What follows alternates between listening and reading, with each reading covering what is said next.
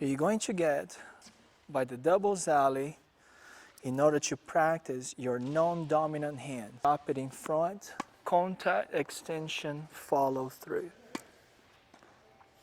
You're trying to hit the ball on the target. You're trying to hit the ball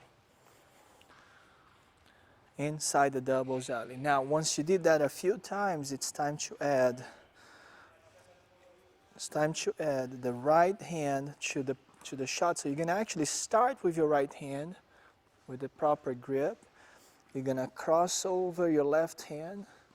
You're going to drop and make that full swing.